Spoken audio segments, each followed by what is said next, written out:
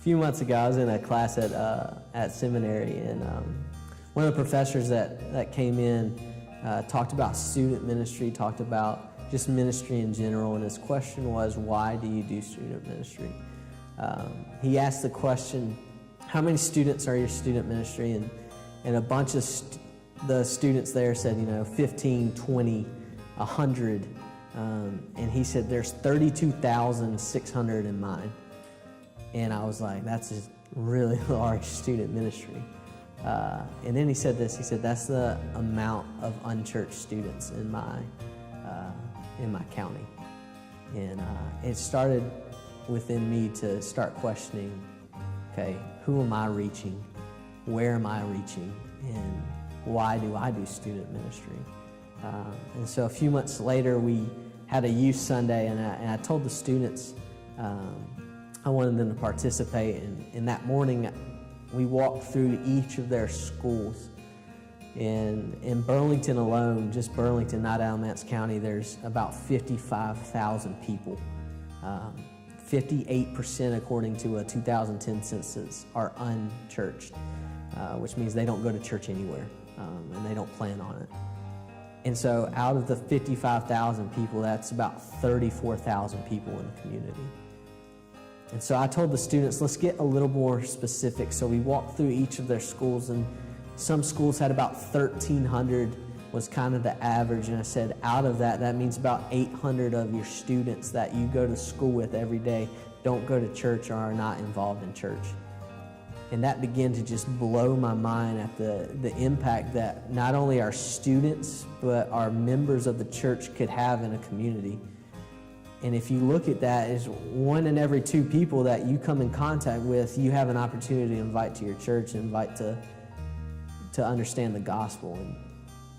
And for me, it just awakened with me a passion and desire to see the lost coming to know Christ.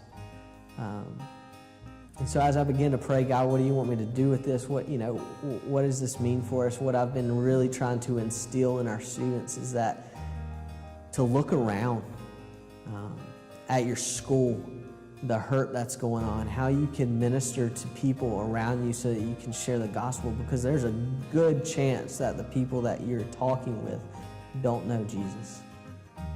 And so as I challenged the students that Sunday, I also challenged the church and asked them, what would it be like if we had 33,000 members?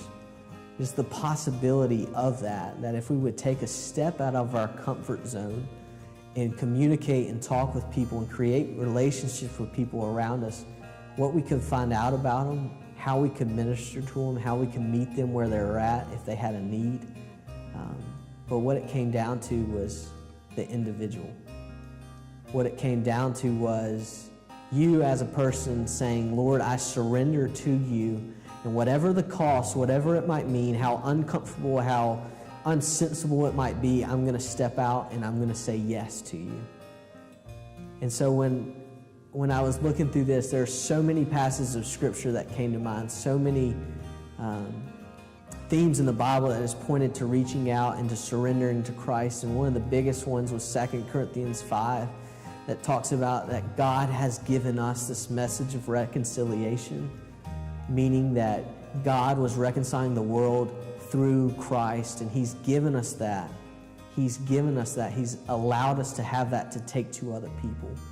And my favorite passage of Scripture in that section is the 5:21. It says, God made Him who knew no sin to be sin on our behalf that we might become the righteousness of God.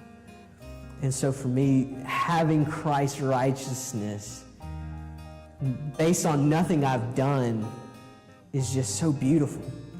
Why would I not want to go and tell people that?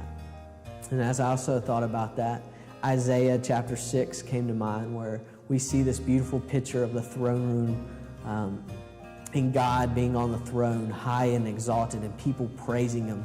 And what immediately happens is Isaiah falls and says, I am so unworthy.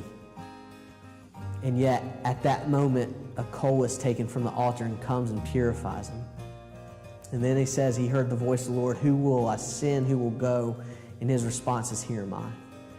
And so for me, what happens is when we recognize the greatness of God and the calling that He's placed on our lives, we realize how sinful and how undeserving we are of that calling.